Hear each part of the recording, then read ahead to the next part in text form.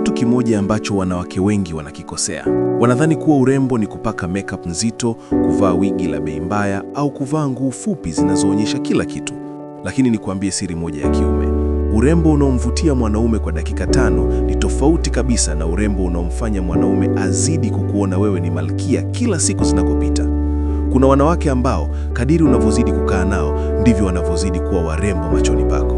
Hata kama ana kovu usoni, hata kama hajapaka poda, bado unamwona ni mrembo kuliko Miss Tanzania.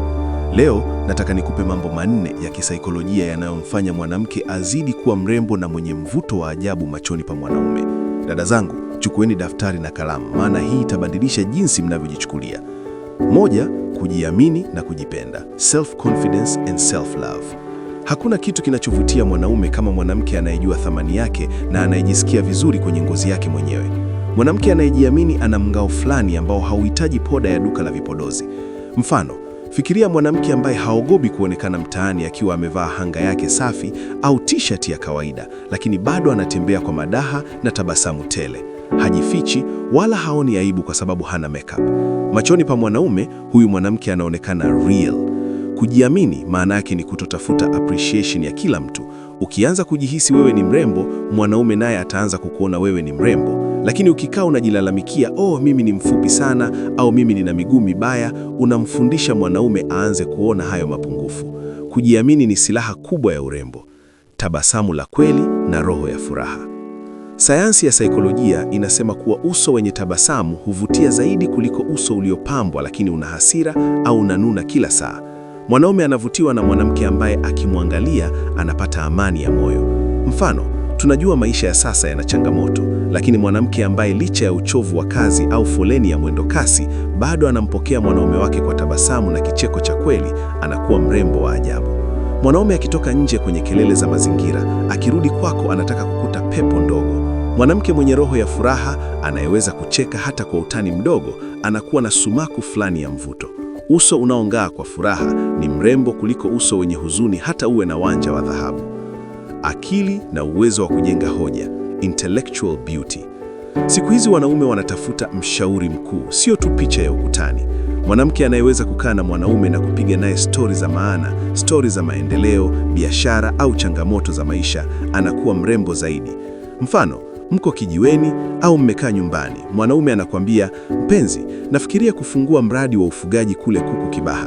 Badala ya wewe kusema tu, sawa mpenzi, nitumie hela ya kusuka, unaanza kumchambulia, mpenzi, msimu huu kuku wana magonjwa, labda tuanze na bustani ya mboga kwanza. Mwanaume hapo anakuangalia na kusema, wow, huyu mwanamke ana akili. Hapo ndipo urembo wako unahamia kwenye akili. Mwanamke anayejitambua, mwenye malengo na anayejua nini anataka maishani, anavutia maradufu kuliko yule anayesubiri kupelekwa tu kama bendera inayofuata upepo. Upole na staha, feminine energy and respect. Hapa Tanzania tunathamini sana staha. Upole haumaanishi unyonge, bali unamaanisha kuwa na lugha nzuri na heshima kwa watu wote, sio tu kwa mpenzi wako. Mfano, mwanamke anayeweza kusema asante, samahani au karibu kwa sauti ya utulivu na unyenyekevu, anagusa sehemu ya ndani kabisa ya moyo wa mwanaume. Mwanaume akikuona unamheshimu muuza duka, unamheshimu mamalishe au unawaheshimu ndugu zake kwa lugha ya staha, urembo wako machoni pake unaongezeka. Dunia ya sasa imejaa ushindani na kelele. Mwanaume anapopata mwanamke mwenye nishati ya kike, yani mtu mpole, anayejali na mwenye lugha ya staha, anamwona huyo mwanamke kama lulu. Ile hali ya kuwa mlezi, nurturer, inamfanya mwanaume ahisi yuko salama mikononi mwako. Dada zangu, urembo wa kweli haufi. Poda itafutika, nguo zitachakaa na wigi utalivua kabla ya kulala. Lakini kujiamini kwako, furaha yako, akili yako na upole wako ndivyo vitabaki machoni pa mwanaume wako maisha yote. Usiwe mwanamke mrembo kwa dakika 5, kuwa mwanamke mrembo kwa miaka 50. Jifanyie kazi ndani na nje itang'aa yenyewe bila kulazimisha. Je, unahisi ni jambo gani lingine linamfanya mwanamke awe mrembo zaidi? Niandikie hapo chini kwenye comment. Mimi ni Dr. Mahinda, nitapita kusoma maoni yenu yote na kutoa mwongozo. Kama umeipenda video hii, usisahau kusubscribe kwenye Saikolojia ya Maisha.